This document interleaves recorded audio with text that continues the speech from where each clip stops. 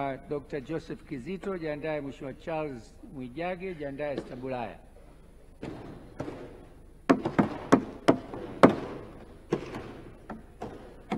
Mheshimiwa Naibu Spika, nakushukuru sana kwa kunipa nafasi ya kuchangia katika hotuba ya mtoa hoja. Nimemsikiliza kwa makini mtoa hoja na kwa kweli ana ustadi wa lugha. Jana kulikuwa na mjadala hapa kuhusu tuzo za lugha. Nadhani miongoni mwa watu ambao wanazungumza bila kuchosha, hotuba ndefu yenye maandishi na takwimu, Mheshimiwa Aweso naye yumo. Eneo moja tu ambalo sijaelewa, nimeelewa vizuri utenzi wako, misamiati yako, lakini pale uliposema ubaya ubwela,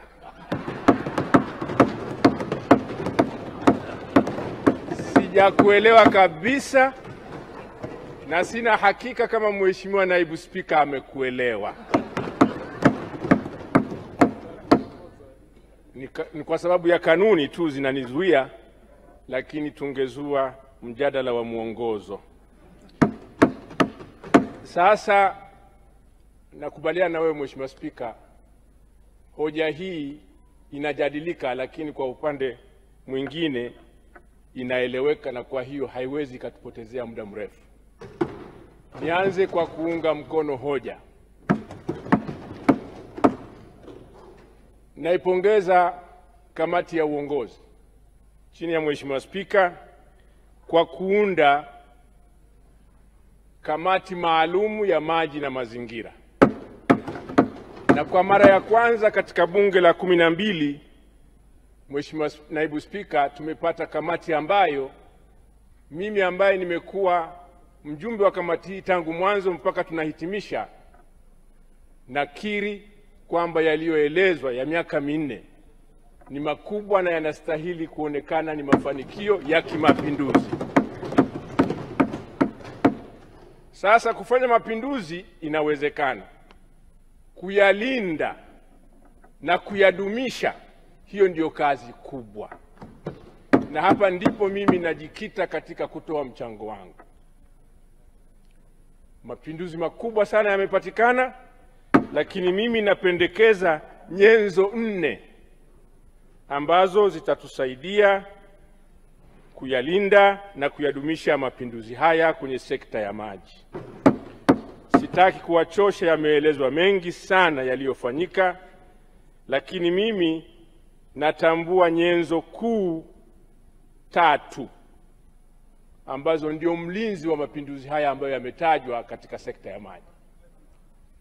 Ya kwanza ni sera. Na hapa napongeza waziri kwa namna ambayo mmefanya marekebisho mazuri sana na makubwa katika sera ya sasa ya mwaka 2002 na marejeo yake ya mwaka 2025. Ukiisoma sera inaeleza kwamba usalama wa maji ni mhimili wa usalama wa nchi. Pili, usalama wa maji ni nyenzo kuu ya maendeleo ya kiuchumi. 3, usalama wa maji ni kipimo cha ustawi wa watu. Hii nyenzo muhimu sana itatusaidia kudumisha haya mapinduzi ambayo yametajwa hapa kupitia katika hotuba ya mtoa hoja.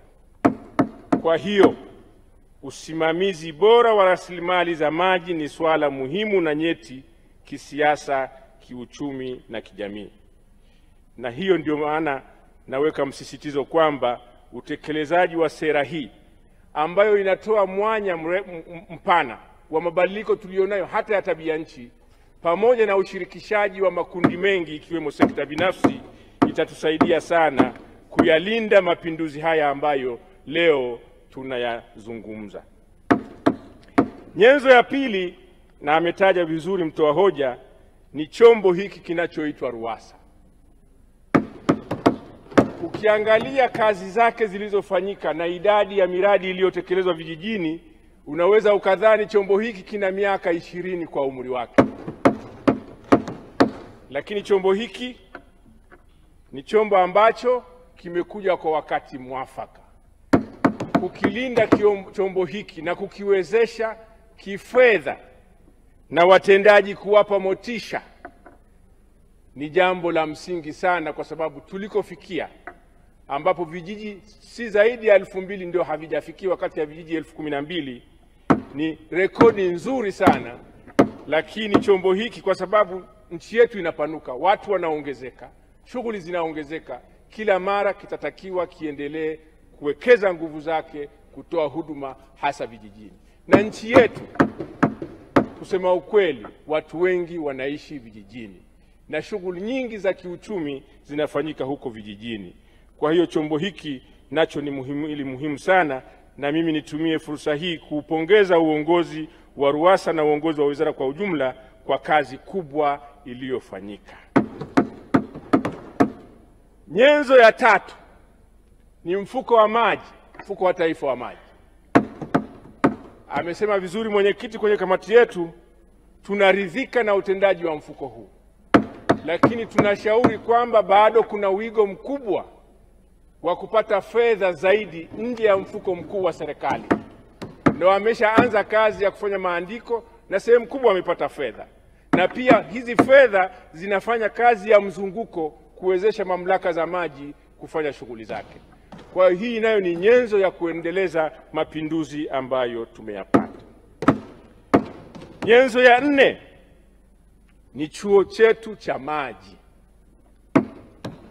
Chuo hiki kinatoa mafunzo kwa wataalamu, na miradi imekuwa mingi vijijini na mingine ilikuwa haiendeshwi vizuri kwa sababu ya ukosefu wa usimamizi.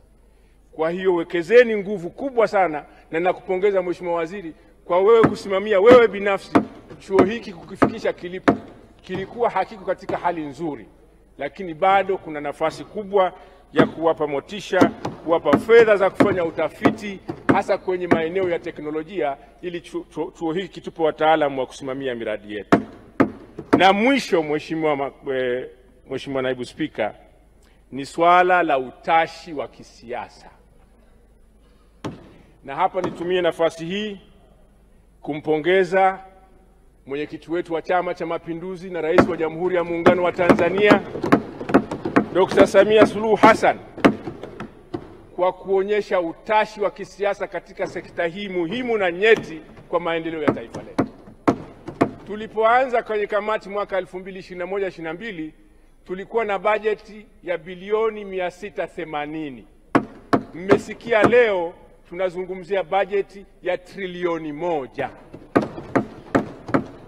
Huo ni utashi wa kisiasa ambao unatupa ni nyenzo muhimu sana ya kudumisha mapinduzi yaliyopatikana.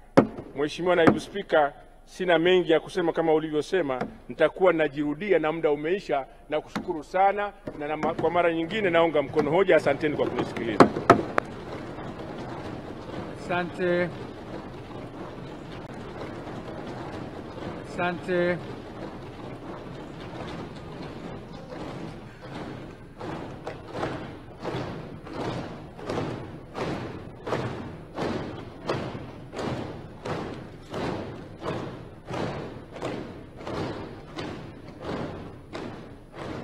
Mheshimiwa Bunge, kuna tangazo kutoka kwa Katibu wa Bunge. Katibu wa Bunge anaomba kuwatangazia waheshimiwa wabunge wote kuwa Wizara ya Ardhi, Nyumba na Maendeleo ya Makazi itakuwa na kliniki ya ardhi katika viwanja vya Bunge, ambavyo ilianza tarehe 7 Mei 2025 hadi tarehe 26 Juni. Huduma zinazotolewa ni pamoja na utoaji wa hati, utatuzi wa migogoro ya ardhi, utoaji wa ankara za ulipaji wa kodi ya pango la ardhi, uthamini, elimu ya ardhi na masuala mbalimbali yanayohusu sekta ya ardhi. Waheshimiwa wabunge wote mnakaribishwa. Sasa mwita Dataflow inakuletea uhuru wa kukamilisha chochote na intaneti ya uhakika. Kuwa hewani muda wote, popote ulipo, utakuwa na intaneti ya uhakika. Ni salama na huunganisha kwa haraka. Ina nguvu hata sehemu zenye msongamano. Pata Pata data mtelezo yenye kasi kwa gharama nafuu. Wasiliana nasi. Tembelea tovuti yetu www.dataflow.co.tz.